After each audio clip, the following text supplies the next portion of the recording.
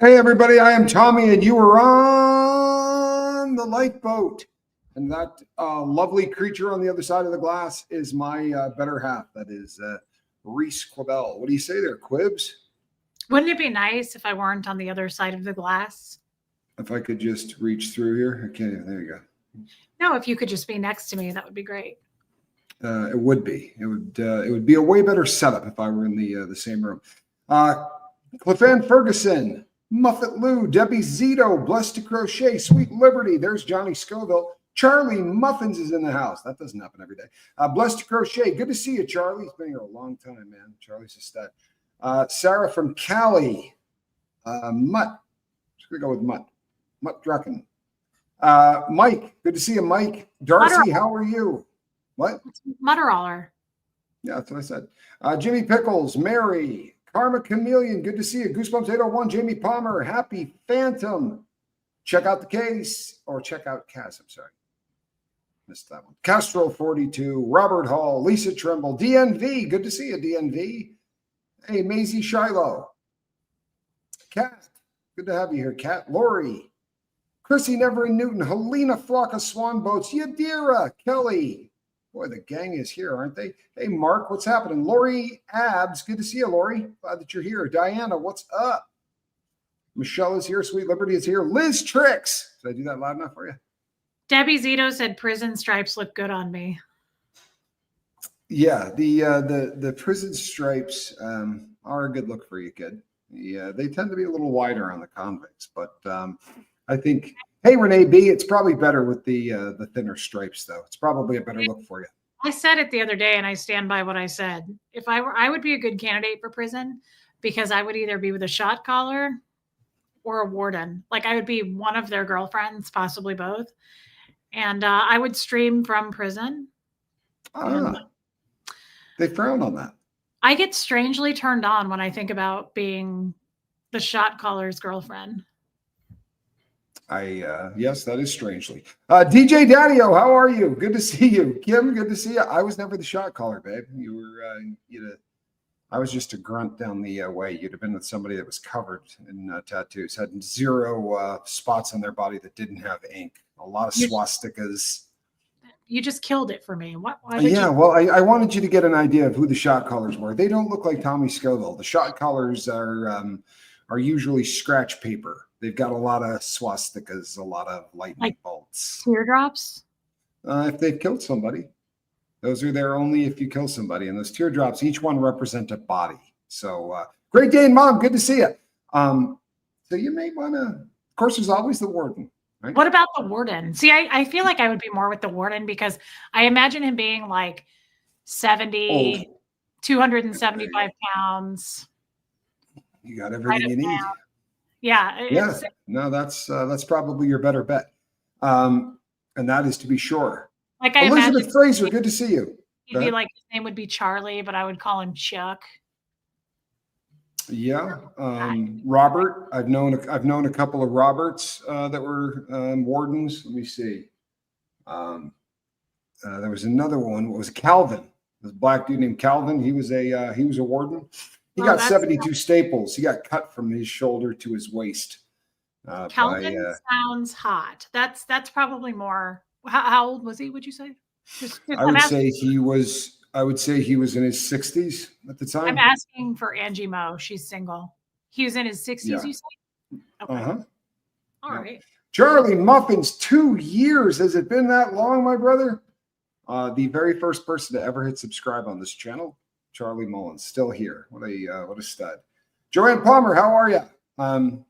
Charlie, I love you, man. Tell the beautiful bride that I said hello, please. That might be. Of course, you wouldn't be in a men's prison. You would be in a woman's prison. So the warden would probably be a woman, and that would take. And the shot caller also a woman, except she'd be covered in tattoos as well. I don't think they would allow you in a men's prison. But if you're going to go ahead with that dream, you can dream away. And I wouldn't want to ruin that by tossing you amongst a bunch of convicted women. Thanks for ruining it, babe. Hey, Rain Virus. D. Thompson, kind of how I roll. Charlie is a stud. There's no question. Hello, Roger. How are you? From Canada, California. They got to put that California in there small because so Quibsy, we've got some fun tonight. We're going to be exploring some of the depths of the depravity that is the former cult that you survived. Oh yes, that one. Mm-hmm. That old chestnut. Oh, Susie Q. Mm-hmm. Mm-hmm. Annika's mom is here. Annika, babe. Pajama Pixie. Annika.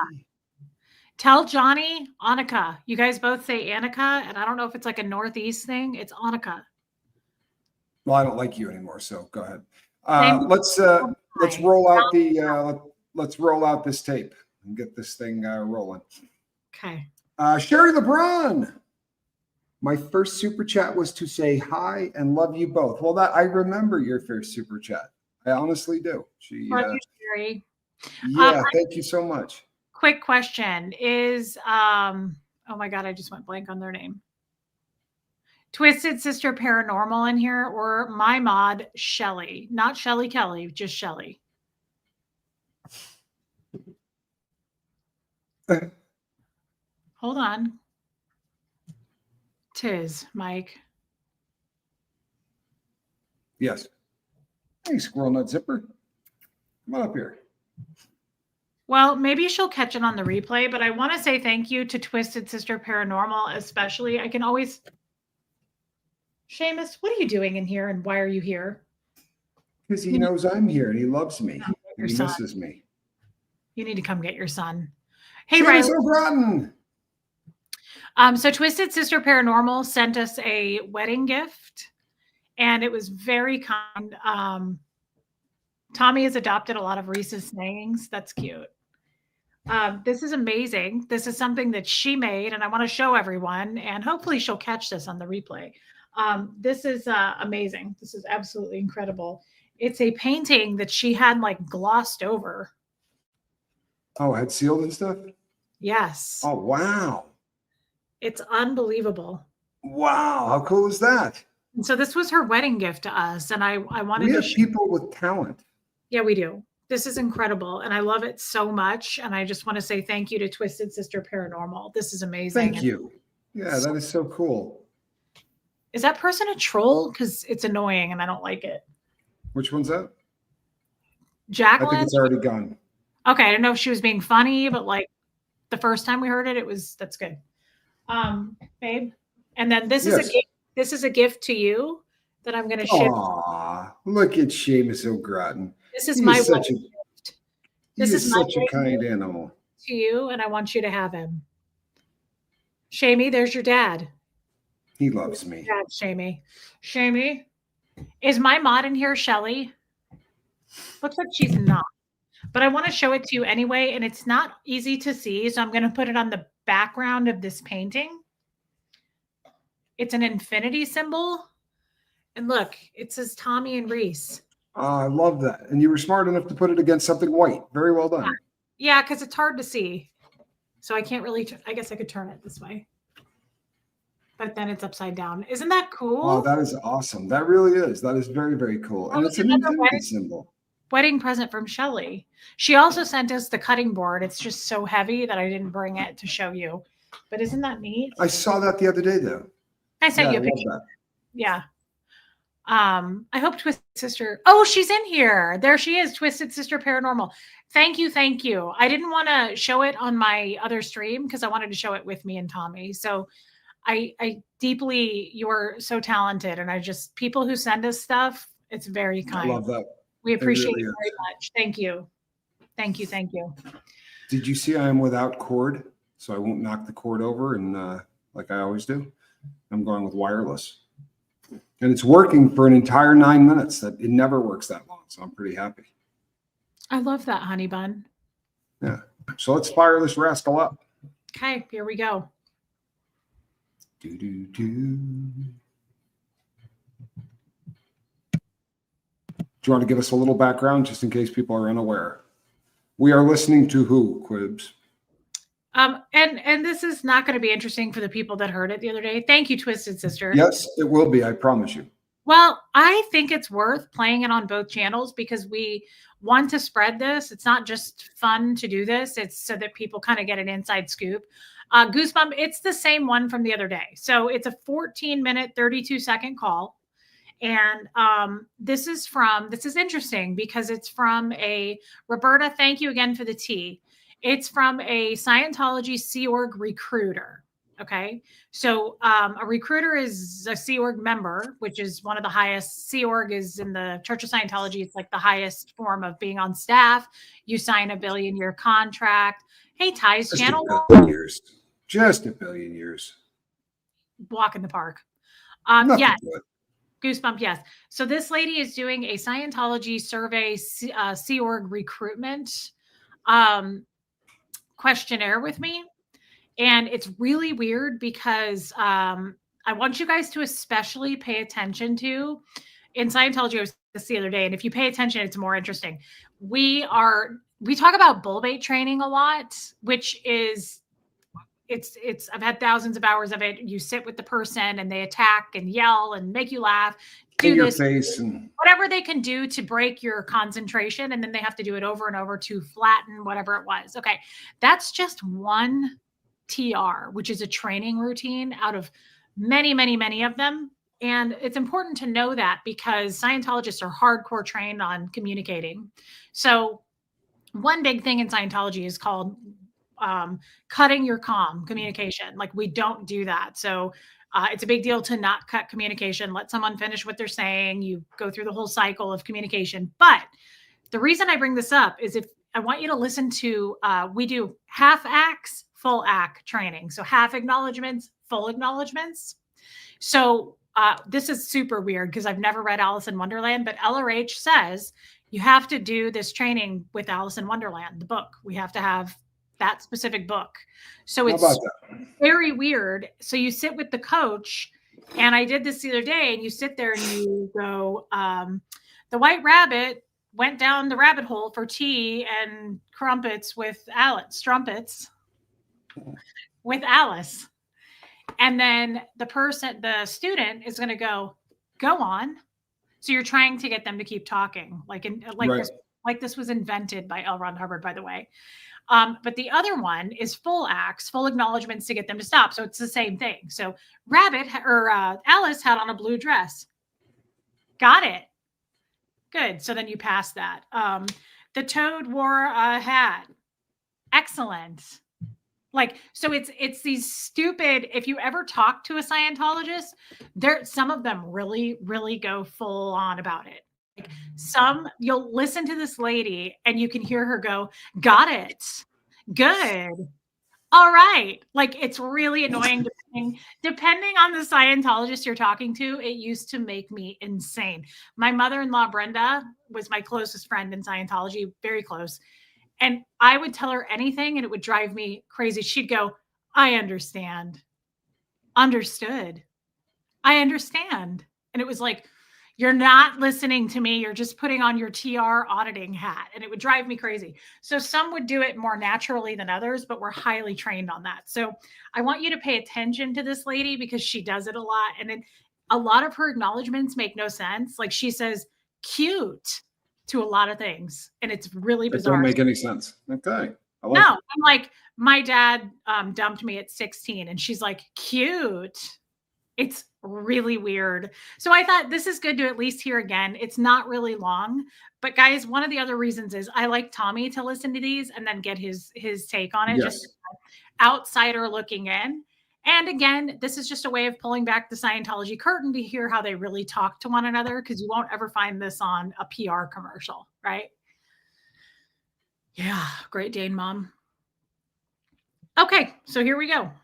All righty.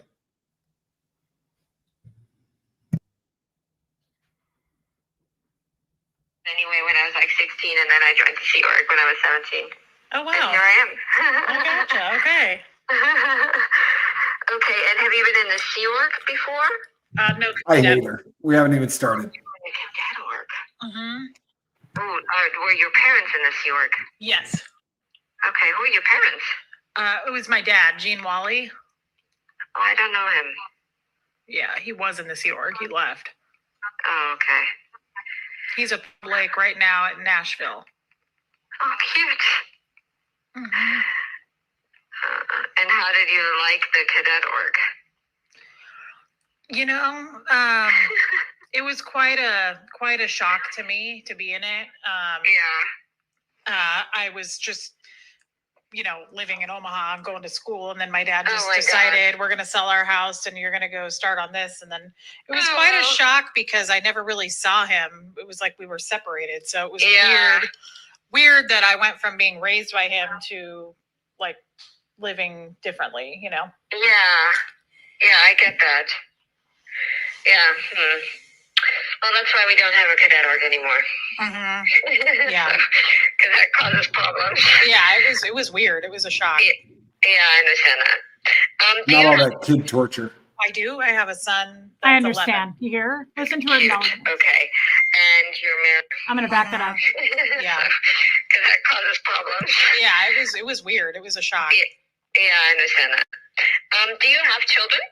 I do. I have a son that's 11. Cute. Okay. And you're married, I assume? I'm actually, my husband passed away, but I am engaged. Oh, nice. Engaged. Nice. Okay. Got it. Let me just see here. Have you ever taken LSD, angel dust, or PCP? I have not. No. Okay, got it. Okay, so for you... Why? What are you looking for? These would be the most appealing. Hey, What are you trying to score? I could get you something. Why, are you looking to buy? No, I'm kidding. I left all that stuff behind. Why, you holding? I'm sorry. Crim. I'm sorry. I'm kidding. I'm kidding. Your crim is showing, babe. My Stick it crim back. is showing. I'm sorry. Okay. We are currently on the lifeboat. Let's save that talk for different channel. Got it. Let me just see here. Nothing but love. Oh, your husband passed? Nice. So do you do drugs? Sorry to hear about your husband. Can you score me some PCP? When did he croak? Do you have any angel dust? Where can I get some dope? Oh man, I'm sorry. I'm sorry. Oh my God. Okay. Not funny. It's not funny. Come on, it's not funny. Have you ever taken LSD, angel dust, or PCP? I have not. No. Okay, got it. Okay, so for She sounded disappointed when she said no. Babe. She did. Replay the no. That sounds disappointed. No. Okay. Play it. I'm not kidding. Tell me I'm wrong. Okay, I'm going to replay Okay. it. Now pipe down. Okay. I got you. Got it. Let me just see here. Have you ever taken LSD, angel dust, or PCP? I have not. No. Okay, got it. Okay, so for you specifically, what qualities would be the most appealing in a job or career? For me specifically, I would say what I do. I really enjoy the senior group of people in life, and so that's Big time. the qualities I look for is working to help people in that aspect of their life. Got it. Good. And what would be the least desirable qualities in a job or career? Probably anything where people are forced to do something. Okay.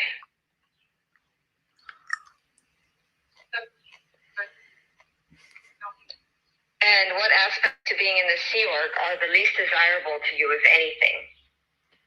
I think the schedules and the lack of being able to leave or, like go see family or, I think it's the round the clock thing that. Got it. I almost feel guilty about this one because obviously Thank you, I was Peanut. playing into that. Thank you, Peanut. Now, Tony, tell me the truth. Did she sound upset when you said you hadn't done LSD and acid? She was like, oh, okay. Like she wanted a yes. Yeah, I slammed a little this morning. Let's go. I'm sorry. She did kind of do that. She was like, oh. She did. I'm telling you the truth. That was, she definitely was bummed out that you weren't a junkie. Babe. That would have been the end. That would have been the end of the story, right? If you've done those 3 things, you couldn't move on. She didn't want to keep asking questions. She was bummed out when you answered, no, I haven't done it. She was hoping for a yes. Tony said, who are we talking to? This is a Scientology Sea Org recruiter. She's doing a survey on me to recruit me for the Sea Org. And what's interesting, if you guys caught in the beginning, I didn't pay attention to this before. She said, were you ever in the Sea Org? And I said, I was in the Cadet Org, which the Cadet Org was for little kids with their parents in the Sea Org.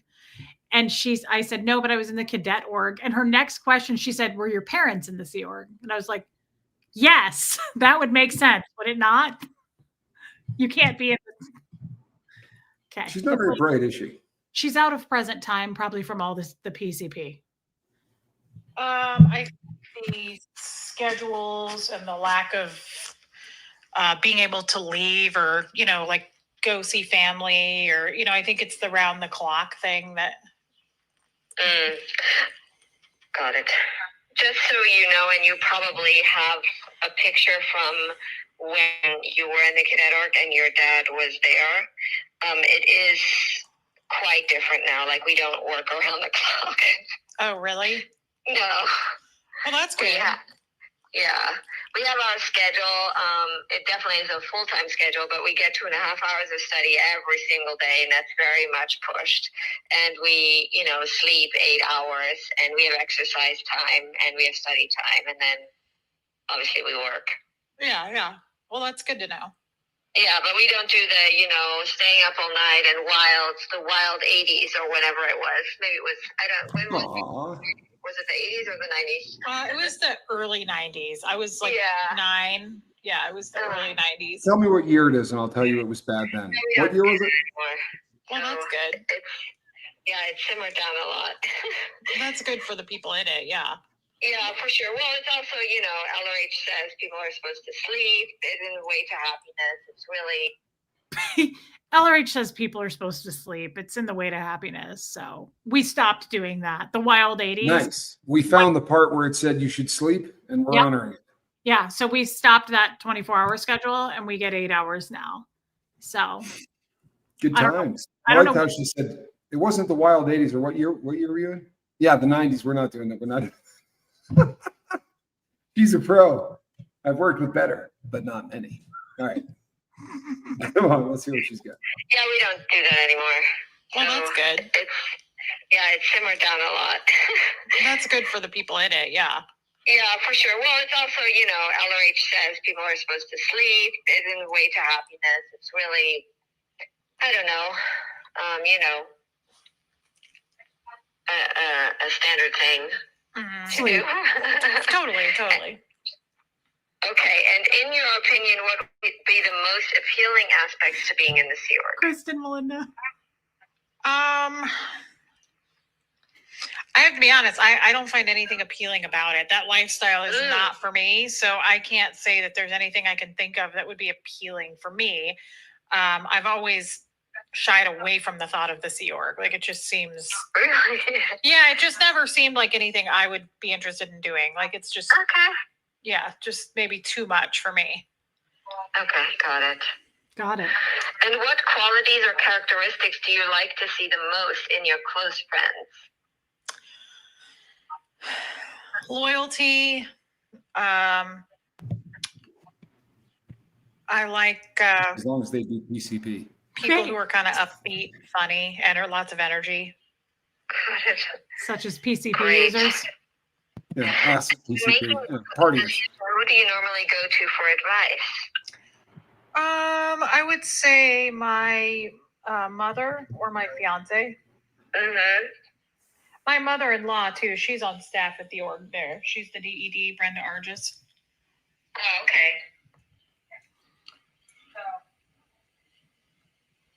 At Kansas City. Uh-huh. Yeah, nice. Okay. And have you ever talked to your parents or guardian about joining the Sea Org? If so, how would they feel about you if you wanted to become a member? That was for a kid. I have not. I don't want to say anytime recently. I think when I was on staff, maybe. And neither one of my parents wanted me to do it. Okay, got it. Even your dad? He was the most against it. Yeah. Oh, really? Yeah. Oh, so he probably has a stuck picture from the 90s. Maybe. Yeah. I just remember it was when I was 15 and he would not sign for me to go in. How cute. So you were being recruited at that time? Yes. Oh, wow. What with all of the yeah. Okay. And what characteristics do you like to see the least in a person? Disingenuous, makes you feel kind of like you're being lied to, slimy people. I don't like any of that. People who are artificial. Got it. Good. And what qualities do you like to see the most in a Sea Org member? I think actually what's really important to me when I do see a Sea Org member, I like them to be friendly, bubbly, smiley. It feels intimidating if they're not. Okay. Got it. Sure. They got to be able to whip a good fax machine. Good. And do you have any ideas on how Sea Org recruitment can be improved? That I really couldn't tell you because I haven't talked to a recruiter in so long. I couldn't really say, what could we do to improve that? Got it. Good.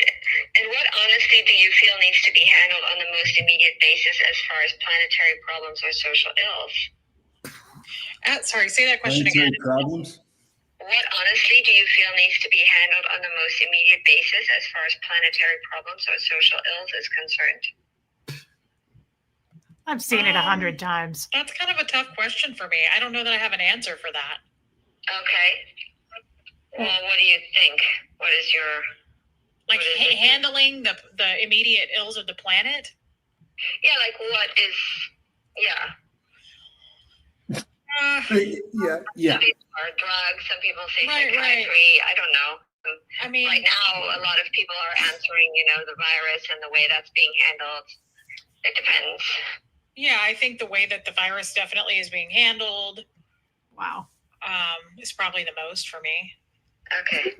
No. Got it. Daylight savings is an issue. Will need to be done in order to handle this. Well, I think there's a lot of, as far as the virus, I feel personally like there's a lot of people being lied to about it. I think there's a lot of untruths out there. I think there's a lot of putting fear with the news. And I think that if you listen to it, which I don't, but I have heard it, that people, they're just really trying to scare in order to control people with that. And so I don't really know what the solution would be to that other than I just hope that somehow it kind of comes to an end. It's kind of concerning to me how much life has stopped because of it, Yeah. Okay. In your opinion, what do you feel would be the most valuable product you could obtain or help bring about in this lifetime? PCP? This Getting back to the PCP. kindness goes a long way. I think just spread. I'm gonna do it again. Okay. In your opinion, what do you feel would be the most valuable product you could obtain or help bring about in this lifetime? This may sound stupid, but I think kindness goes a long way. I think just spreading, being nice to people, trying to keep people upbeat, uptone, I honestly, I don't go to the org anymore, so I don't have the answers you're probably looking for. Oh. Why? Because you can't do your SRD now? I haven't been on SRD in probably 8 or 9 years. Oh, wow. SRD is the survival rundown. It's just an auditing action that I was on that took hundreds of hours. Yeah. Are you too far away? No, not at all. I just haven't been in the org. I mean, I went to the Ideal Org opening. My mother-in-law, like I said, is the DED, and I'm very, very close to her, but I just haven't done anything in Scientology in a long time. I have a lot of friends, a lot of relationships with people. I'm in good there. I just don't do anything. Got it. All right. What do you think would be the most effective actions you can take in order to achieve this? In order to achieve getting on SRD? No, to handle whatever you think is the most important thing to handle. What? As far as the planet? Yeah. I don't think in terms of planetary handling. So I'm not, again, Okay. I kind of stay in my own lane. I don't really think with the third and fourth dynamic there, like, man. I got it. Now, have you seen the Brief Breath for Eternity event? No. Oh, okay. It is being shown in the org, and it is a presentation that shows, it really shows our actions during the pandemic, and it really lays out kind of very simple, effective ways to be cause and not to, and it takes away the fear, which I know you don't have the fear, but it kind of, you might like to go see it. It's like every Scientologist is being called in to see it, so that, you know, and there's like little booklets, and there's like a whole little briefing. It's like 45 minutes to an hour long. Okay. I think it would be helpful because it also gives you like stable datums and something can be done about it, if you know what I mean. Sure. No, I know what you mean. They dropped. Huh? I worked with a lot of salesmen who came directly from Scientology who were incredible. I mean, there were people that were so sharp and so on it and so professional. I don't know where the hell they got this chick, but she is not living up to the standards of the people that I met prior to her. I think that their gene pool is getting a little bit Yeah. No, because shallow. you're right. Usually they're really good communicators and excellent salespeople. That is no joke. Yeah, this one's horrible, man. Yeah. I think this one's been around for a long time, and she's probably just burnt out. And Well, she sounds burnt out. she And went all that LSD and angel the dust. wild 80s. Yeah, there's no obviously. Oh, good pamphlets. An hour long. Okay. I think it would be helpful because it also gives you like stable datums and something can be done about it, if you know what I mean. Sure. No, I know what you mean. Yeah. Anyway, Okay. you may want to talk to your the DED. Okay. She's the DED, right? She is. She's DED Foundation. Yeah. Yeah, you may want to talk to her and ask her, you know, isn't there a presentation? Should I be coming to see it? Because it's every Scientologist is meant to see it, and I think you'll really appreciate it, and it'll kind of, you know, put sanity in this crazy time period mentally. Sure. Okay. Yeah, just as a side note. Okay. Okay. Based on your knowledge, what would be the best position or career for you to be in so that you can do the above? The one I'm in, Missionary? that is my whole heart is working with seniors. Nice. I like that. Yeah. What's the one thing that matters to you more than anything else?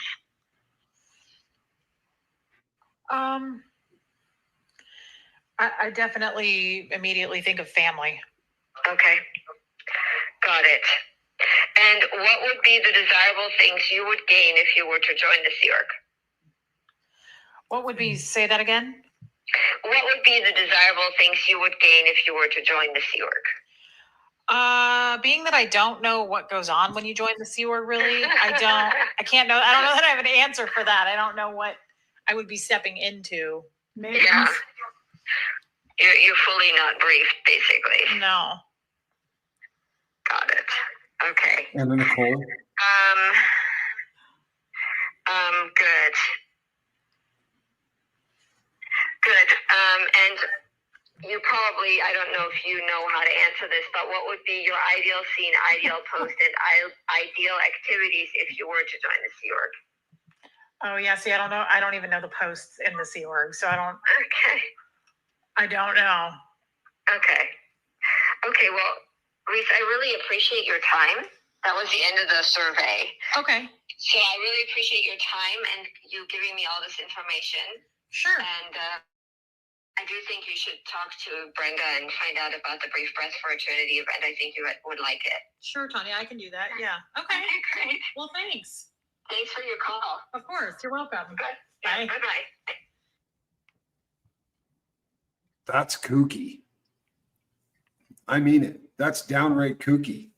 Yes, Sherry LeBrun. I did want to join the Sea Org. I signed the billionaire contract when I was 16. Oh, thank God you didn't get in. I mean it. Babe, I I would think look it's a. cute in What? that uniform. Oh, I don't think there's any question. But Can you imagine? Wait, let's just imagine for a minute. Let's pretend I had joined, because Sea Org members have married and divorced like 10 times. I would have been married and widowed like 100 times by now. I would have married all the old dudes. well, yeah, you still got time. The Sea Org sounds like a ship of drunken soldiers. That's not very nice to drunken soldiers. I mean, sailors rather. The that woman, I've known a lot of drunken sailors in my time. That woman was just, she didn't want to be doing that. I mean, that's just, she's reading a list of questions. She doesn't want to be doing it. She's not having a good time.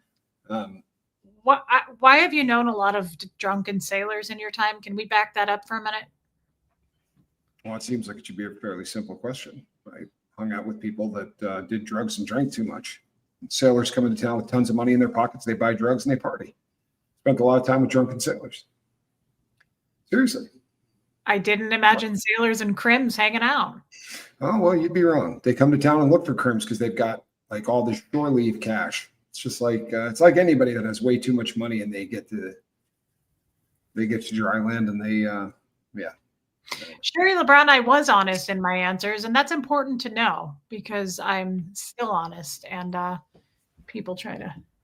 Lumen asks, how many times per year did you get these mind-bending phone calls, Reese? Not a lot of Sea Org recruiters, Lumen, but a lot of Sea Org, if that makes sense. So Sea Org called me pretty common to talk about my bridge progress. But they did not call. I hadn't talked to a Sea Org recruiter in a very long time. Well, it sounds like you were missing out on a lot of fun. Usually Sea Org recruiters come to the orgs to try to do that in person, not so much on the phone.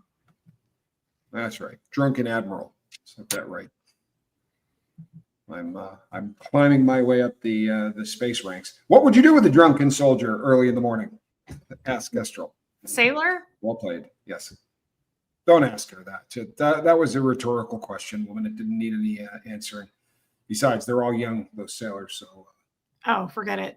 I also want to say, oh, me too, Rain. Hey, Marlugo, I could see you as one of Heber Jentz's wives.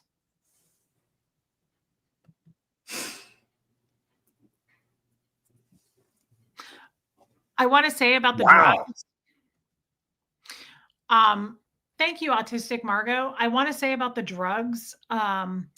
You are automatically disqualified for the Sea Org if you have done angel dust, PCP, or LSD. Can you explain that to us? Is that true what LRH says? He says that all three of those never leave the body and they stay in the spinal cord. And that would be, he said LSD, PCP, and what was the third one? Angel dust. Well, that is PCP. Angel dust, LSD, and if they angel dust and PCP, that's like saying weed and pot. Penicyclidine, which is PCP, is called angel dust. It's called wet. It's called sherm. It's called a bunch of things. But whether or not they stay in the body forever, I couldn't answer. I know that LSD takes a very, very long time to get out of your system. And I know that there are government agencies as well that will say if you have had, 6 LSD trips or 5 LSD trips or whatever the case is, that they will deem you clinically insane. There is some thought to how LSD does in the brain because it is a very, very, very different kind of a drug. These are dissociative drugs, right? So you smoke pot and it hits the receptor in your brain and it releases out some chemical and you feel a buzz and you get hungry and you giggle and, you want the drapes closed.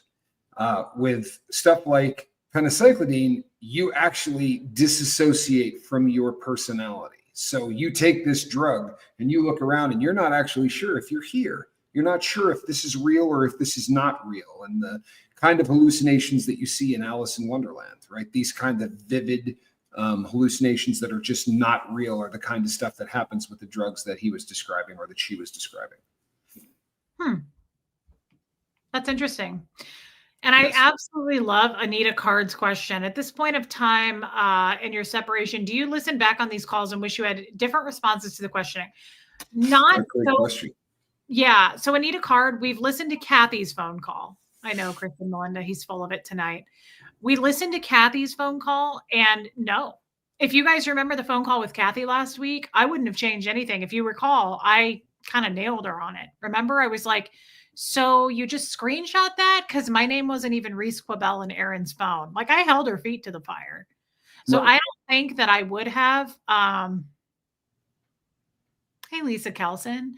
As far as this one goes, no. But I will tell you, there is a juicy Sea Org call that I have that I really want you guys to hear, where I let loose on her. As a matter of fact, I won't say the F word here. I'll just say F. On that next one that we're going to play, I start really grilling her. And I was like, how come Scientology does this and that? And she was like, well, they're not all the way up the bridge. And I said, yeah, but there's OT8s that really make major mistakes. And she goes, I don't know. She goes, people F up. And I said, did LRH F up? And she goes, she goes, maybe. Like, it's a really good call. So no, I think that's a great question, Anita. But no, like, if you notice on all these calls, I challenge them right back. I don't think I kind of laid down and, took it. Yeah. There was a question or a comment from somebody concerning the acid thing. Like, I'm not saying that it literally makes you insane, folks. Right? I've done more acid than, I promise you, I tortured the dead. I did way more acid than anybody ever should. And I'm not saying it makes you insane. There are states that declare people 5150, which is criminally insane. And they will declare you criminally insane based on the number of times that you've done acid. I'm not saying it literally makes you insane. So please, that's not at all what I was getting at. Cam says, how old were you in that recording? I was 36. Was the recruiter calling you for any reason? Was there a red flag or something for the call out of nowhere? Sorry about that. You'd have to understand how that works. No, because they call all the time. And I would much rather they show up at your house unannounced. They show up at your place of business. Like, I can't tell you how many times they showed up at my work. They show up at your house. They've shown up at my house at 10:30 at night before. I can't tell you how many times Huxley was like an infant. And they would show up at my house when they got done at post at the org, and they'd be at my house by 10:30 or 11 when they got done with org hours. And I remember so many times being like, I have an infant and I have a tiny house and he's sleeping. And they'd be like, that's fine. This isn't going to take long. And we just want to talk to you and we'll be quiet. Like, there is no, like, you'll have to come back another time. So that happened to me all the time. They showed up all the time. They will also call on, their holidays mean nothing. The day your kid's born means nothing. They used to brag. The people that worked for me used to brag about what days these people would, like, they were like, nah, dude, you could call them at midnight on the day that their kid was born. There's no laws to be, because in normal telemarketing, we would be lamenting that I can't call this person after 9 o'clock. Because the laws, there are a whole bunch of laws that determine when you could call people. And they would go, oh man, when I was in the Sea Org, we'd be calling people, their kid would be born on a Monday, and we'd call them at 11 o'clock at night and go, are you planning for this kid's future? Well, yeah, but that's nothing. That's mild. You could have a baby on a Monday and they'd be like, we're expecting you to come to course on Tuesday. So, nothing changes. Like, you can't go to weddings. There are no funerals to attend. We are clearing planet Earth. So there's no time for that. Would you say Scientology is more like a cult? No offense intended. From what I know, the definition, Michelle, by the way, hey, Michelle, because she's new over to my channel from here, and I love that. What I would say, from what I've learned about what a cult is, Michelle, yes, because you're not allowed to question things. You only are, you're kind of put into this box of, like I've said, everybody's in it. Your dentist is in it. You only talk to the people in it. So yeah, I think the biggest red flag is you're not allowed to ask questions. You're not allowed to question it. Everybody follows and does the same thing. Right, babe? Yeah. So technically they split hairs between cults and control groups, because control groups in theories don't always have a charismatic leader. LRH is a charismatic leader, and within their church, he is infallible. So it is very much a cult. It ticks off every single box. It asks you to separate from the people that you know. It establishes a language that does not match those of us in the real world. So that when they say stuff about breaking calm and they say stuff about, they want to be able to communicate to leave your people behind. The people you grew up with, the language that you share with them, they want to isolate you from that language. They don't want you talking to the people in your life who are not members of the church. It, in every single way, ticks every single box of what is a cult, to be sure. This is a great question, Marlugo, because I have a great example for you. So if you challenge them back, did they ever report you? Yes. So can you start Malvakai's comment? Yep, I was already on it. And CMO said, are you guys a couple? Yes, we are. We got married in Vegas, according to the internet. We are engaged, though. Marlugo. So my ex-husband, Huxley's dad, works at a place in Kansas City that has nothing to do with Scientology. And New Year's Eve, CMO, Sea Org officers showed up at his place of business that has nothing to do with Scientology. It's a corporate place, packed full.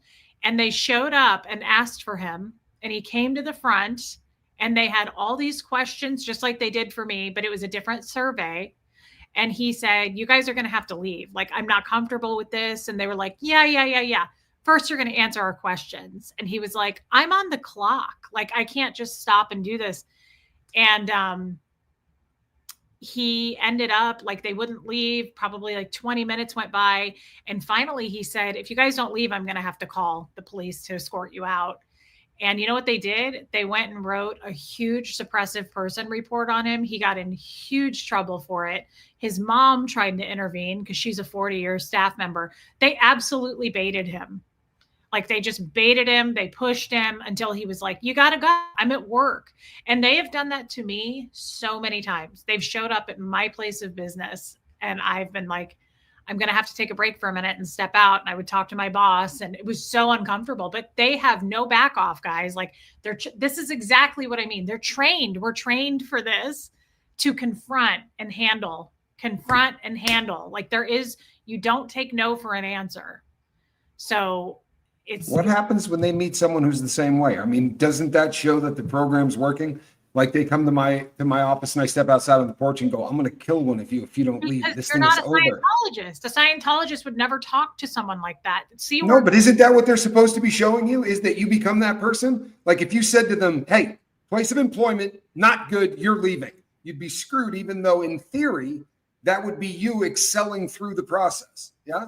As a Scientologist, isn't that how you should handle someone that comes to your business and starts to push you like that?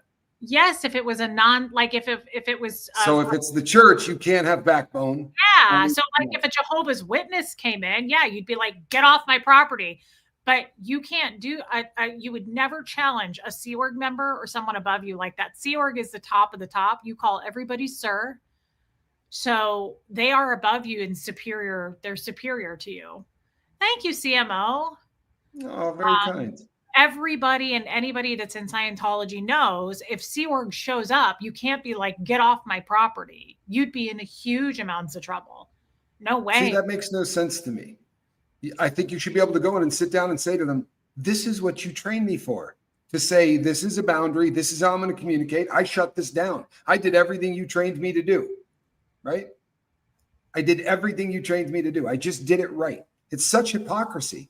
The fact that the hypocrisy doesn't jump off of the page at everybody is astounding, right? Honestly, they're training you to be a badass, but you can't be a badass within the framework. Well, hold you on. can only be a badass. Hold on. There's a chain of command, and you of all people, I would think, would understand this in the prison system. If someone who's above you, right? You guys have chains of commands. To be sure. There's a shot caller and there's his guys under there that you have to go through to get permission to do stuff. It's very similar. You know better. You know you're not going to challenge them and go, hey, get to F out. But here's the difference. No, but the difference was this. If they sent somebody down to conduct business while you were at your place of employment, like, you would absolutely walk up and you would say to them, hey, man, we'll catch a cell. As soon as this is over, we're going to go handle this. But obviously, we're not doing it here. right? And within the prison framework, that would work because it's a bust. Anything you're going to do, you have to do in private anyway. So it's kind of a weird, but you would stand up and you'd go, no, I'll walk with you guys. We'll go do this somewhere. I'm not doing it at my place of employment. You're not going to get me fired, and I'm not going to the shoe over this. I get it, honey. I'm just saying that you wouldn't go, hey, get the F out of here, F off. Like you would go, hey guys, we'll do this in a minute. It just seems very, very hypocritical to the point where I don't understand how people don't. It seems like it would jump off the page at people that what they're training you is to only be bold with meat sacks. Everybody else that is evolved, you got to act like a fag around. It's right? You literally have to kowtow to every single human being if they have anything to do with this cult. But a meat sack on the street, you can crap all over. And that's kind of how it rolls, isn't it? I guess, yes, it is. But it's a command system. It's a, you don't talk back to anybody above you is all I'm saying. So it's a good point, though. Hypocrisy is definitely the backbone of almost all of these organizations. We might be trained on this stuff, but we're also trained on who's above us, and you don't talk like that. What do I think of Leah Remini and Mike Rinder? Well, I loved them on that show. I don't follow like current drama. I mean, definitely rest in peace to Mike Rinder. I liked Mike Rinder. I never had a problem with Mike Rinder. I know a lot of people know more details about his life, but I think he ended up trying to be a good guy. I'm sure he did terrible things in Scientology, but I have a lot of respect for both of them, and I think they helped a lot of people get out. And I don't, some people might say to that, but what about all the recent? I don't know the recent. I watched the show, and that's what helped save my life to get out of Scientology. So I'm grateful to them for that, and I think they were very respectful to the people on the show, and I appreciate that. That's really all I know about them. I think she did an amazing job at bringing an awful lot of eyes onto this, because everybody kind of walked through the world going, Scientology, they're kind of weird, right? And everybody kind of knew that. I mean, they joke about them in films. There's a very funny film with Eddie Murphy and Steve Martin. And in the film, they make Scientology called Mind Game or Mind Scope or something like that. But it is everything that happens. The guy's an actor. They show up, and they're just it's one of those things that gets mocked constantly. We see it on South Park. We see it everywhere. But Leah Remini really brought it to mainstream. No matter how people view her in this fight was something that she really kind of took to another level. Can you star Maria's question? Yes. Let's see here. Here you go. What is clearing the planet? I never understood that. It sounds nice, but what are you all doing actually? It's just a planetary goal. It's called planetary dissemination. So clearing the planet is trying to get as many people in Scientology as possible. And once you get them in, you take their money as much as you can to get them up the bridge. So the bridge to total freedom is what L. Ron Hubbard laid out for us as far as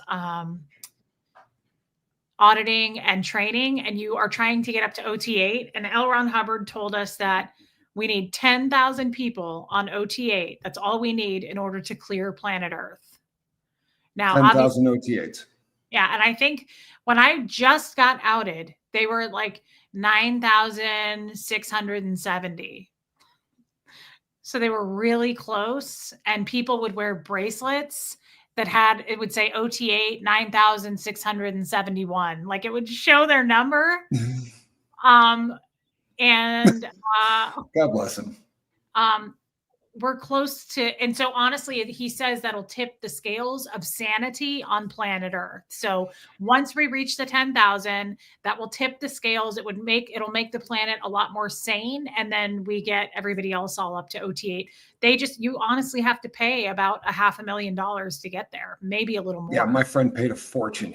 I think he probably paid more than that. And yes, this is huge in Europe. So the history of the cult actually had a lot of its roots in England. LRH was over there before things went bad there, and he had to run like he ran from everywhere else that he went. The bridge of total BS, says Jamie Palmer. I like it. Somebody asked back in the chat about, do you have to give like other churches in Scientology? Do you have to give like a certain amount of your income? It's about 90% of your income. Yeah. Yes, I mean, as opposed to a tithe system, most churches have something like a 10% of whatever you get in, either pre-tax or afterwards or whatever. This is completely different. Imagine taking the book of the Bible and meeting someone who says, yeah, I'm going to bring you through Christianity, but they say, and it's $550 to go through Genesis.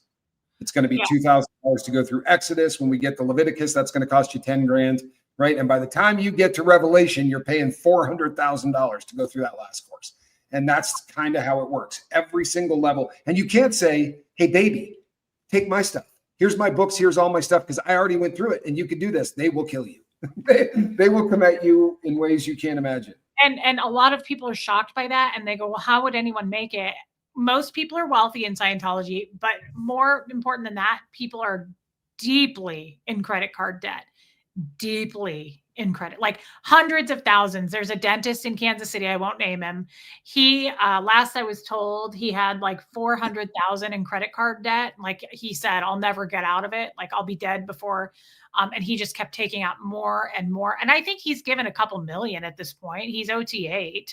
But so they trained their salespeople beautifully on how to get someone, especially like if somebody just joined the Sea Org or whatever, they would show these people how to get the credit cards. They would actually take them through the whole process of helping them get the card that they could then max out. And then we had all training on this. And then you transfer the balances every 6 months. Correct. There's a training done on it by all the people on staff. They teach you how to do it. They teach the public how to do it. So we just, every 6 months, we transfer your balances. Yeah. Oh yeah. It's a well-oiled machine. And they got caught for this, by the way. They got caught doing this, and they had to change practices because of things they were doing to Visa and MasterCard. They were taking out loans in names of people that didn't even know loans were coming out. Like people join the Sea Org, sign a billion-year contract. Let's say you got 140 people in your org. What if you took credit cards from every one of them and just started running them up at 5 to 10 grand a pop? I mean, this was a money-making venture, and they've been caught for it. Rick, yes, Tom Cruise is as high as it goes. Someone said, why transfer balances? Because it's after like a certain amount of months, the interest starts to kick in. So you want to transfer to a zero balance credit card. Where so it's just it's a hustle. And they do the same thing. The reason that I know a lot of this is because we used to do the same thing in business opportunity. It's the same hustle. What you're saying to the person is, I can show you how to do this without even paying interest on any of this money for the first 2 or 3 years. And you show them how to do balance transfers so that you can keep moving this to either a 1-year introductory rate credit card that has zero introductory balance APR for the first year. So you take your whole balance, move all of it over into that card, and you got 12 months to find another card that will do the same thing. And it's not hard to keep that going for a very long time. That's right. And D. Thompson, a little bit of both. So I had stuff on account that my dad paid for, but I also paid on credit cards.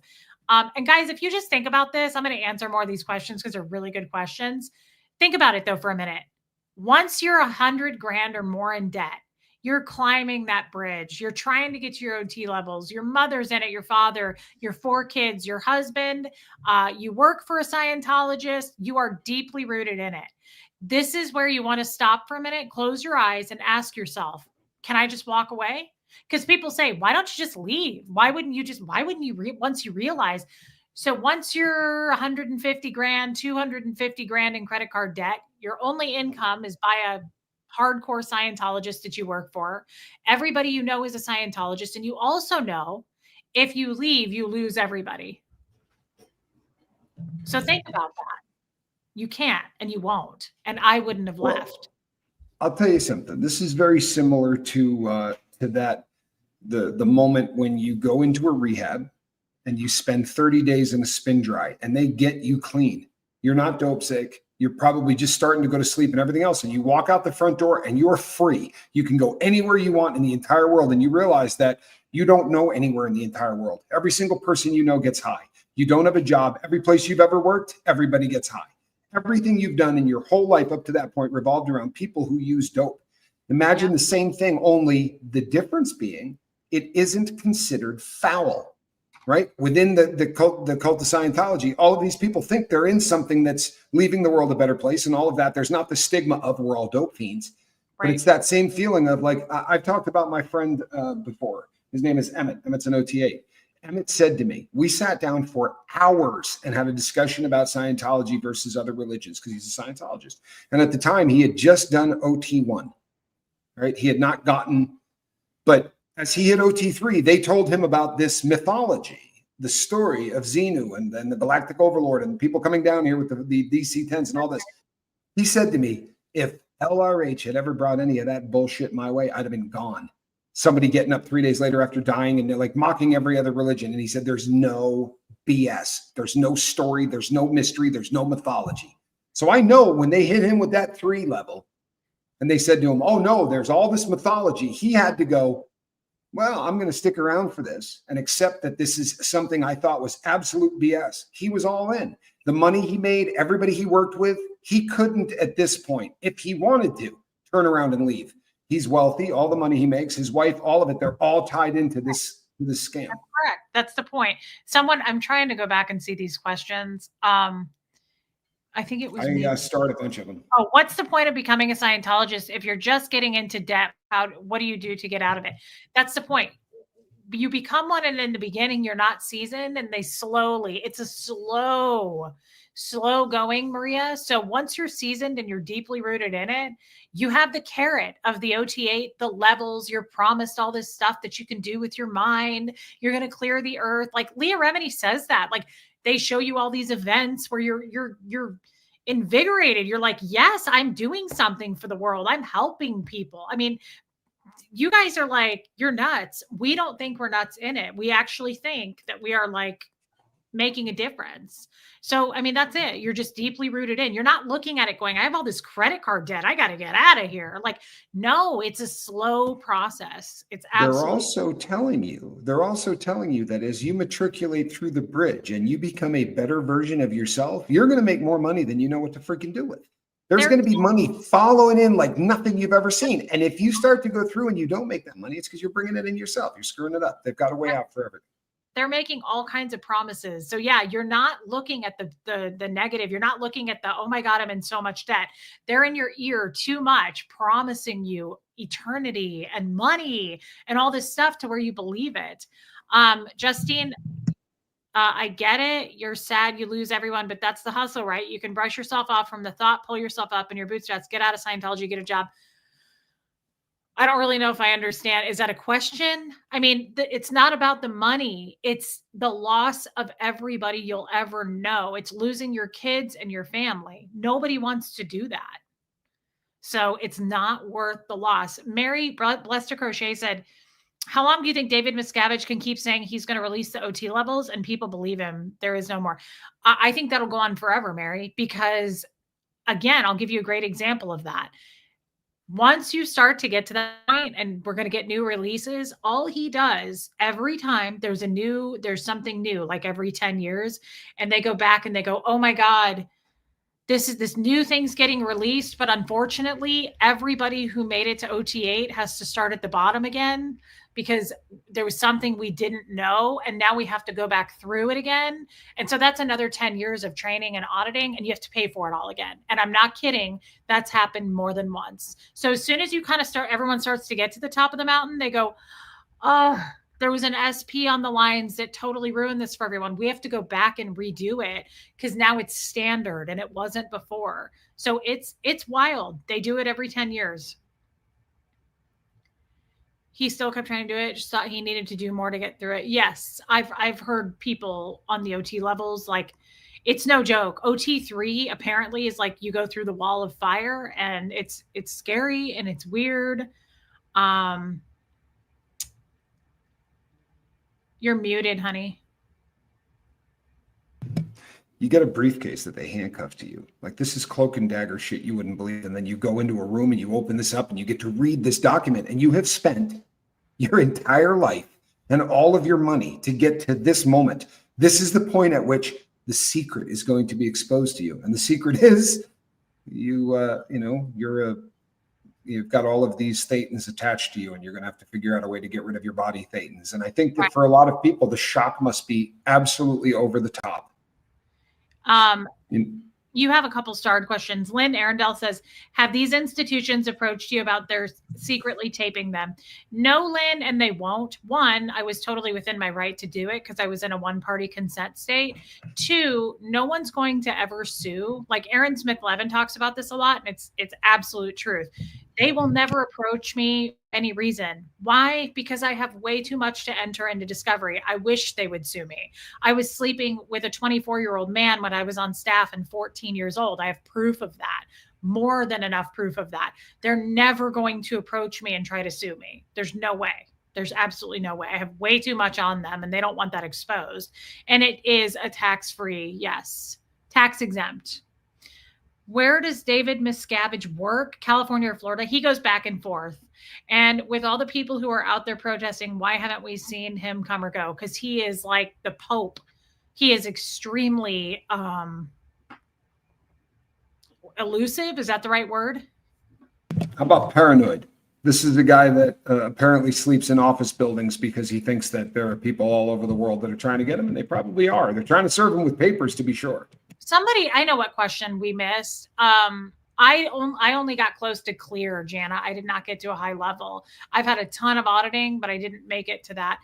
Somebody asked, it might have been Mar-Lugo, I don't know, but they said, don't you get in trouble for getting written up? Can you get kicked out? And has anybody ever tried getting kicked out by getting too many reports? Something like that.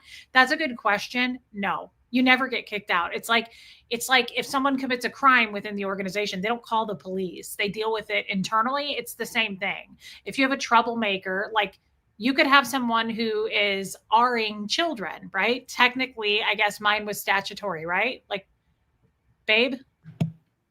Yeah, I mean, you call it whatever you want. If the person who's under, who has the crime with somebody that's underage, it's a crime. Yep, it's a crime. They don't kick people out, is what I'm trying to say.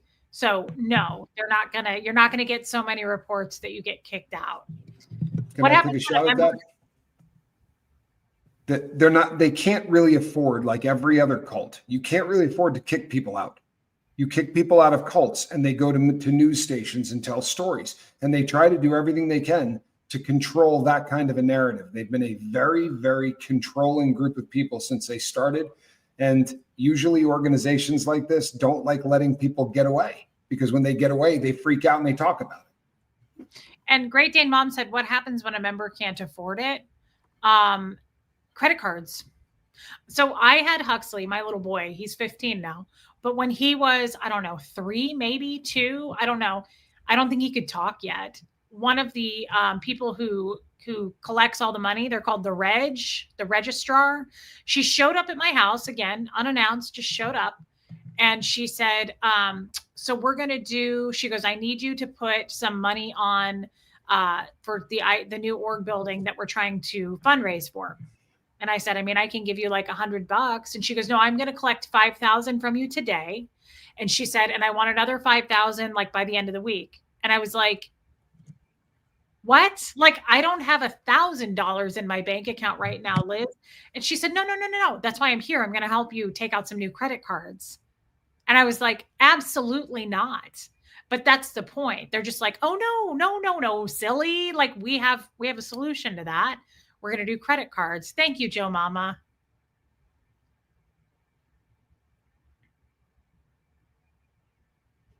Are you muted again? I wasn't saying anything. I was looking for starred stuff here. Yeah, it's not, people, this isn't, I'm not trying to be disrespectful, right? There's no debate whatsoever for whether or not this is a cult. This is not a religion. This is a cult. And the crazy thing is that it takes about 6 minutes of deep diving. This is why this cult is going to fail, because the mythology of L. Ron Hubbard is so poorly crafted.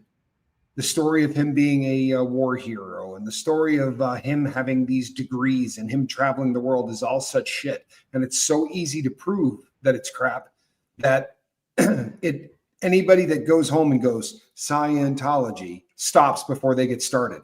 And the reason that these shows are important is because in every show, there are people that come on and go, oh, I've heard of that. It's a cult. It's a vicious, disgusting cult that separates people from their families. That's by design. They have to do that. Your family members will do everything they can to extricate you from this cult. So they have to do everything they can to keep people in. That's right.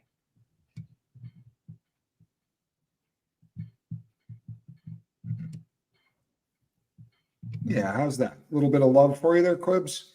Yeah, thank you, Joe Mama. Can you refuse when they want you to get a loan or credit cards? Yeah, I mean, I did that day. Honestly, I did. It's not pretty. It's like me when I married a non-Scientologist. It's very frowned upon, but I just said, I can't do this. I have a new baby. Like I can't go into $10,000 by the end of the week in credit card debt. She wouldn't leave. I mean, she didn't want to take no for an answer. I'd say she was at my house for 2 hours. And finally, I think she was like, okay. I mean, it's not like they always get a yes from people. I have heard, it's never happened to me, but I have heard that they will charge credit cards in people's names without them knowing. Yes, Tilly, I believe so, but I'm not positive on that.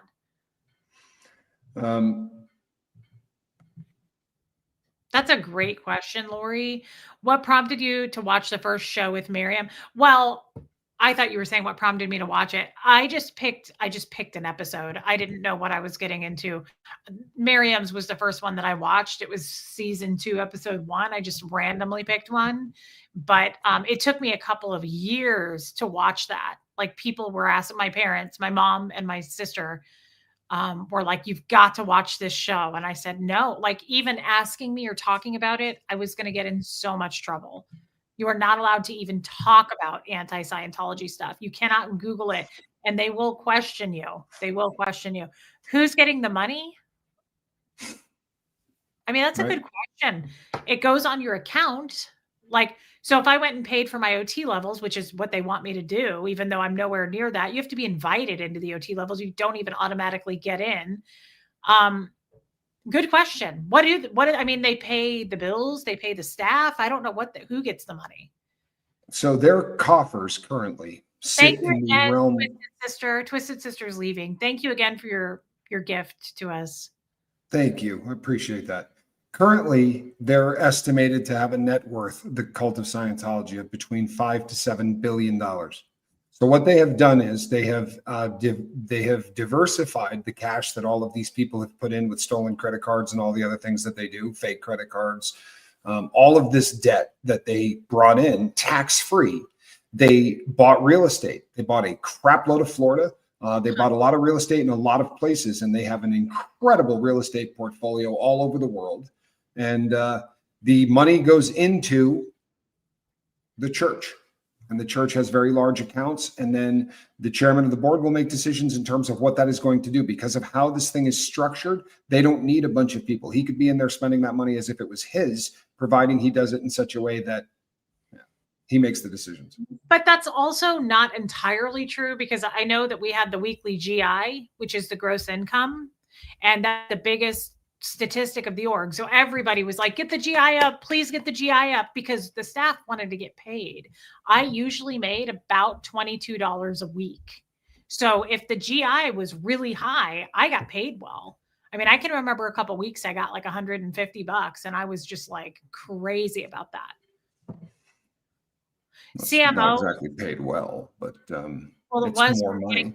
A week. No, I mean, they pay out commissions. I'm not saying they don't give any money back. They have to in any kind of a scam like that. And commissions are paid, and the people that work there can get paid. And the people at the top echelon, I promise you, they're cashing checks, right? They've got lawyers, they've got accountants, they've got a lot of people that have to keep this thing going. CMO wants to know when we're getting married. That has not been announced yet. I would like to talk about also what you're getting me for Valentine's. Don't forget that it's coming. Yes, well, we can talk about that in December. It's still January. Kidding. Surprised you know that. December. Michelle says, sounds like a racket. And it is. It is absolutely a racket for sure. Wow. You have derailed. Yes. Well, there's no question. I could have told you that. And the real estate that they bought are empty buildings. They don't have enough Scientologists to fill them. And that's a fact. Quibbs and I actually went and saw a few of those, didn't we? And they've taken to tinting the windows so dark that someone could arc weld inside the building and you wouldn't know that they were doing it.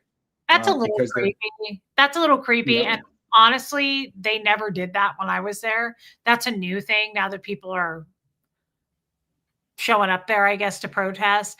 I think that's a little sad. Like there's no sunlight. They close up all the windows, they black them out. Um, I never saw that before being inside, and that's weird. Remember Flag? It was like barred up. They had The one in security. Kansas City was worse. The one we Thank you. walked around in Kansas City was empty. I mean, And there's empty. cameras well, the Nashville one was really empty. The Phoenix one was really empty. Hey, Rhonda McNeil, and thank you, CMO. Reese, what is your favorite candy? Great question. I like it. We talk about this, Kristen, Melinda. I'm more of a gummy girl. I like gummy bears. But I also love those Valentine's hearts, the little sweetheart things. I love candy corn. I'm more that kind of fruity, chewy. But I also love like chocolate cherry stuff and chocolate orange. So glad you asked. Thank you, Kristen, Melinda. That's a fact. Make no mistake. That's exactly what they're doing. When a group like that starts to diverse their portfolio, it's because they're trying to avoid the focus on the amount of money that is growing. It looks a little bit better if you've got it sunk into to real estate and things of that nature. Tiffy Tiff says candy corn. Why? Tommy and I both love candy corn. I do love candy corn. That's nice, Turd Ferguson. Yes, well, she's got quite a bit to do, but yeah, did I tell you that's my new? I'm gonna get a name tag because everybody calls me a grifter and it's kind of hurtful. So I'm doing the 2025 like more PC. My appropriate title is digital panhandler. I was gonna get a name. So I'm a digital panhandler. That's what I'm gonna tell people from now on when they ask what I do for a living. Well, all right. I'm going to stick with telling them I sell crack. Do they go soft on Cruz and Travolta, or they allow special treatment for recruits? Allegedly. Oh, they're way soft on the celebs. The celebs don't get any kind of bad treatment. They worship the celebrities. Absolutely. Yep. They have their own building in LA, screaming to be a homeless shelter. Perfect location for a homeless shelter. Love gummy bears. I'm such a kid when it with them, make them kissy and then chomp chomp. Yeah, you have a problem. You said that like you have a problem. Stephanie, her ring is in Tucson, Arizona, getting a different band. And thanks for asking. Why is there a cross on the top of the Scientology building? Well, that's a great question. There's another great question is this. Why did they decide to put an American flag up there? Because they're not fond of America either.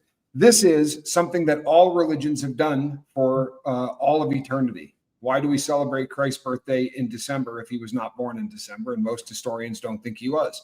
Because there was already a holiday that people were celebrating then, and they wanted to try to bring a bunch of religions together if at all possible. So putting a cross on the top of that building was to make them a little bit more approachable, being the theory behind it, and same with the flag. Now, it's probably not having the desired effect. Last year, I watched a woman who was a minister from the cult of Scientology deliver a prayer, and she definitely wasn't having a good time doing it. But since she was asked to do so, she did. They're not a religion. They never were a religion. However, that's how they get around the taxes. So they have to pretend to be one. Right around that time, that cross seemed like a good idea. Yes, there will be shows coming up on the Jesters. In fact, there's going to be one Thursday. LRH once said that celebs are the equivalent to gods. Didn't he, Reese? Not that I'm aware of. Okay. Now he might have said that. I just don't know. Thank you, Blessed to Crochet Mary. I was just gonna comment on the cross. It's actually a cross. So if you notice, it has the 8 points. That's to symbolize the dynamics. There's 8 dynamics in Scientology, and that's kind of what we live our life based on. There's a lot of like basic things in Scientology, like the ARC triangle, and the dynamics. And there's just things that we operate on. Like we'll say, well, what's the greatest good for the greatest number of dynamics? The dynamics are just really quick. The first dynamic is self. So it's you as a being. Second dynamic is the rearing of children and a partner. So family unit. Third dynamic is groups, like groups that you're in, that you're a part of, whether it's political groups, anything like that. Fourth dynamic is mankind, all of mankind. Fifth dynamic is animals and plant life. Sixth dynamic is mess universe, matter, energy, space, and time. Seventh dynamic, I just went blank on. And the eighth dynamic is, seventh dynamic is spirituality. I think that's right. And the eighth dynamic is the supreme being. They never call him God, supreme being, if you choose to believe in that dynamic, and they never talk about it. Well, all right. The seventh and eighth, we never focus on. I only know 1 through 6 because 7 and 8 are never touched on, quite honestly, ever. But 1 through 6 are very important. How often are you guys going to live together, CMO? We have no idea. We don't know how we're going to work that out. Yes, So. We're still working on that, but we'll keep you in the loop. Thanks, Kathy Ann. Seventh dynamic is life source. It's spirituality and life source. Yes, that's correct. That's not what we call it, though. But yes, I could see how Google would say that. And they ripped that somebody look up where they stole that. That cross was used by somebody else a really long time ago, and but I think that was probably perfect for the 8 sides, but it's a really old cross that was stolen from some other organization. I'm struggling right now to remember who it is. I just want to say thank you for all your questions tonight. I think I like talking about this stuff. I like doing it with Tommy. You had really good questions. And then as far as the jesters, we're going to be doing a jester discussion this week and hopefully every week going forward. Honestly, that's something I'd like to try to see about getting on other channels about, looking into that. But just, we want to spread it like Scientology as far and wide as we can. The Aleister Crowley's the cross of the Rosicrucians or whatever. It's a little bit different, but it's a similar cross. And for all wondering, they never met. There's some proof out there that he tried to correspond. He being LRH tried to correspond with Aleister Crowley. Crowley, by all accounts, and in a couple of written statements, said he thought the guy was a buffoon.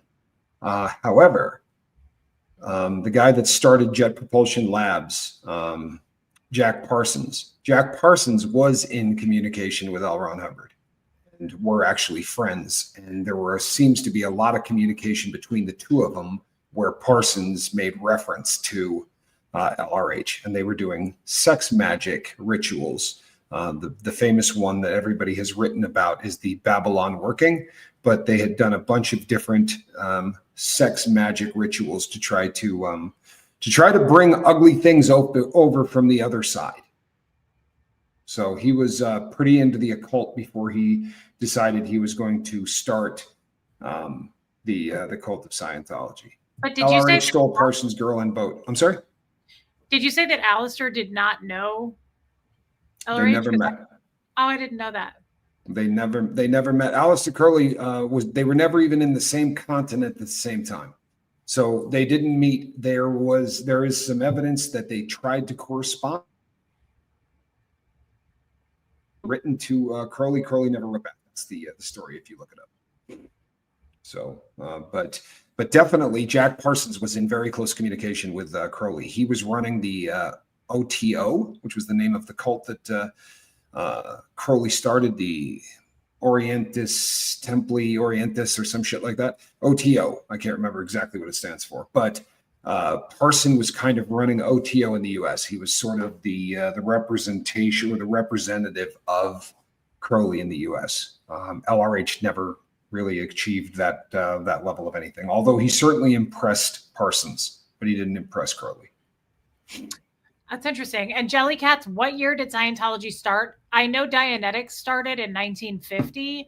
Scientology was not far after that. I mean, we could Google it, but like I think it was like 1953, 1955, somewhere in there. That is so kind, Great Dane Mom. If you ever need to be reminded of what I'm thankful for, if I ever need to be reminded of what I'm thankful for, these lives are a quick go-to. Super thankful this was never my life lesson to live through. Love you guys for the education. I love the way you said that. I honestly, I'm thankful that, that this isn't a life lesson that I had to live through. I am too. And it's the luck of the draw, isn't it? Right? My parents were not Scientologists. And for that reason, I had a much different upbringing and a much different childhood. And nothing has had more of an effect on me in my adult life than meeting people who are survivors, second generation cult survivors, not just people from Scientology, but from any number of these control groups and these cults. Because to me, it's fascinating. I deal with people all day long who can't stay sober. And it's always because of something that happened to them in their childhood. So to see people survive the shit that Scientologists and other cult second gen survivors get through and manage to survive, to me is, the smallest things have set so many of us into drug addiction. To see someone like Reese doing as well as she's doing is fascinating to me. It really is, and it's never ceases to impress me. Thanks, honey. It's really sweet. No, I mean it. I absolutely mean it. Hey, Tommy Bird. What did you miss? Nah, Scientology people saying really stupid things. And sorry, go ahead. It's okay. No, you said okay, guys. Oh, I was just to say, Kristen Melinda just posted my channel. For those of you that want to come over, I talk about this stuff too. And I play a lot of these Scientology calls on my channel, and I'm going to play another set of them this week. So come over and hit the subscribe if you'd like. LRH followed Curly because he wanted power, in my opinion. Weak people go searching for power in evil places, which makes LRH weak. Yeah, and the lies are, those are usually a really good sign. Lies are man's way of trying to represent themselves as something more important than they are. That happens often, right? And all of the lies that were told by LRH was to craft this exquisite narrative of him being the most impressive person on earth. He had gone and met all of these tribes and studied all of this stuff. And the problem is none of it happened. If he tried to do this today, there would be 500 computers out there that had his entire history in there. Yeah. Right. If I come out today and I say I was in the Navy and I was a hero, they'll be like, look, I can tell you where you were every single day of your life, because that's how computers are. But he was one of the last generations that could get away with this kind of stuff. Yeah. Truthfully. There's right now, it's really big to do these NLP, neuro-linguistic behavioral training. I think it's Power, or I forgot the PS4, and that's that they use in cults. So neuro-linguistic behavioral training, or NLP, neuro-linguistic programming, is not cult-like. It depends on who administers it. There's been a lot made over the years about neuro-linguistic programming, and it's done some really great stuff. Anthony Robbins, the Robbins Institute, Tony Robbins. Hey, it's Tony Robbins, that dude. He is a guy that studied neuro-linguistic programming big time. And most of the people like him are all doing some kind of a version of NLP of some kind, but it's neuro-linguistic programming works on a concept that there's a lot going on in our lives, right? And for instance, sometimes just smells can activate parts of your brain that will do certain things. So in neuro-linguistic programming, we are actually attaching to certain smells or certain tastes, or you see people that will hit themselves to get themselves in a keyed up state because it starts to release endorphins and it does all these things. It's you using your body to get a certain effect. But a lot of cults have taken NLP and run with it. Very often, cult leaders have to have a base of some kind. LRH was fascinating with how many different religions and different people that he stole from to put all of this together, including, the people that he hated the most in the psychiatric community. You can call working on the can switch. It's very similar to just sitting down and doing, word therapy with anybody. the difference being the machine, but it's a very similar concept.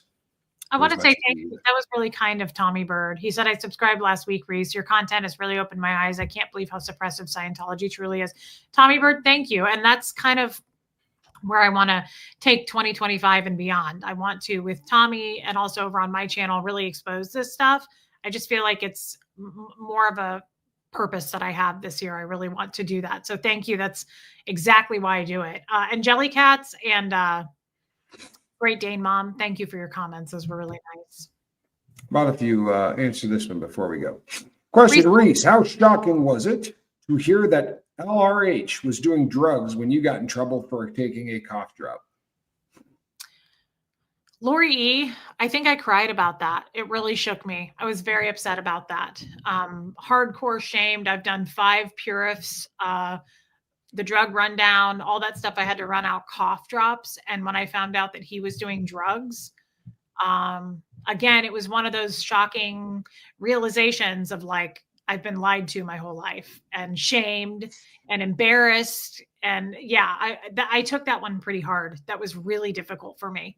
I remember that stream when I found it out, and I think I cried and people were kind of laughing like, you didn't know? And I was like, this is my life. Like I've spent my whole life. I still don't hardly take Advil. I won't hardly take anything because it was so ingrained to never take anything, so I still have a hard time believing he did drugs, but I didn't know. I didn't know him. Well, you know, it's easy. What you can do is do the math and extrapolate the number of words. No, this is a very simple way to do this. Take the number of things that this man wrote and then figure out how many words he had to type, right? If he slept 8 hours a day, how many words he was typing. And what comes down to this, making it very easy, is the only way this man could do what he did was to sleep not at all, right? Okay. He stayed up for very long periods of time taking amphetamines. His kid, right. There's a lot of science and a lot of evidence to back I have something to tell you. Sure.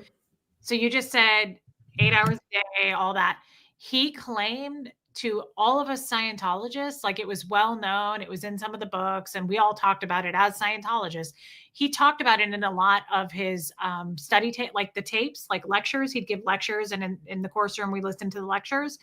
He would say that he never slept, and he would say that he transported that's how he went from like London to the UK to the USA.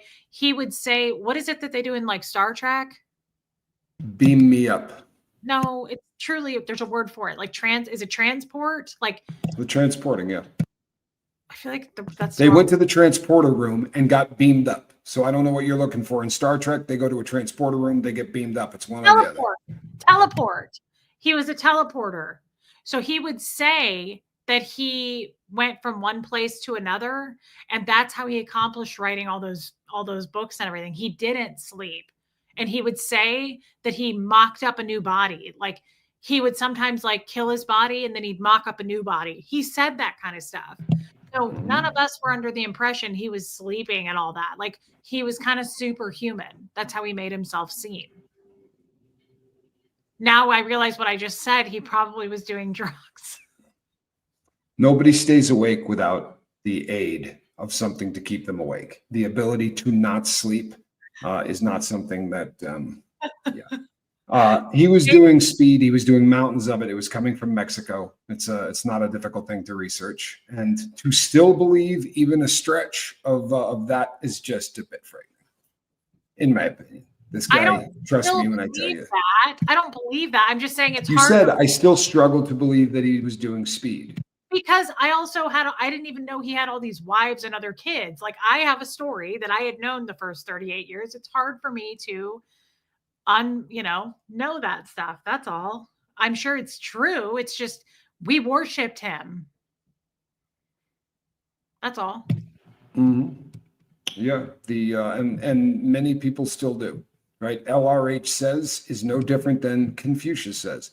They said it's treated the exact same way within the religion. The difference is that people who study Confucius don't get separated from their families and have to go through all of that BS. Thank you, Marta. And Rain, you're hilarious. Anyway, on that note, I realize how stupid that sounds. Not at all.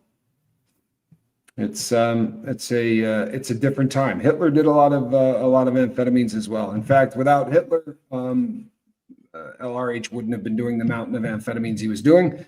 By most accounts, he was doing the stronger stuff, the digoxin, and digoxin is just what the Nazis invented. It's methamphetamine in a pill. That's all it is. It's crystal methamphetamine in a pill. So he was a fan. Yeah, I'm trying to lose weight, DNV, so I'm cutting down on sweets. But yes, I'm a fan. All of the best tyrants love their speed. You know, this is actually a very funny statement to make. So Jim Jones, who started the People's Temple and took everybody to Guyana with the largest mass suicide in history, 900 people lost their lives in that cult. And he had been awake for weeks. The reports of the end of that man's life, he was twisted. The best tyrants all seem to love speed for whatever reason. I guess they like they think that sleeping is going to be counterproductive to what it is they're trying to do. So they all seem to get real into the whole amphetamine thing. It is most assuredly a recurring theme. Blessed beyond measures. That's really kind. Thank you. Security. Could you remove Charlie Muffins, please? He's been awake too long and he's starting to get delusional. It happens to him from time to time. I love the man, but occasionally he starts to get delusional. Oh, Steph, that is such a nice thing to say. I mean it. That means the world to me. It really does. And I hope that 2025 is an easier year of sobriety for all parties involved. Right. So I hope that is something that all of us can stick with. All righty, Quibsy. Is there anything we have forgotten? Nope, but thank you, the nurse who loved me. Guys, thank you for being so nice to me and supportive over here. I really appreciate it. You had some good questions, and I will see you all on my channel. All righty, people. Between now and the next time we run into each other, do me a favor. Reach out and try to save somebody. And you know what? Pay attention and look around, because you're hearing all of this stuff today. You've been looking at it your entire life. You've been walking by the orgs, right? You've seen people walk by you in the streets. We've joked about it. We've talked about it. We've laughed about Tom Cruise jumping up and down on a couch. But the people that make these phone calls and the people that do this hard pressure sales techniques and all of this, it's funny, but it's not. Right? There are people out there tonight who are trying to come up with $10,000 by next Friday because they're going to clear this planet. You know, Reese has some backbone. There's a lot of people out there that are going to sit down and fill out those pieces of paper on how to get a new Discover card so that they can give $5,000 more to this cult. Don't look away, please. We will see you all on the next one. Bye, guys. God bless you all. I really do appreciate you. Between now and the next time I see you, reach out and try to save somebody. Good night, everybody. Bye-bye.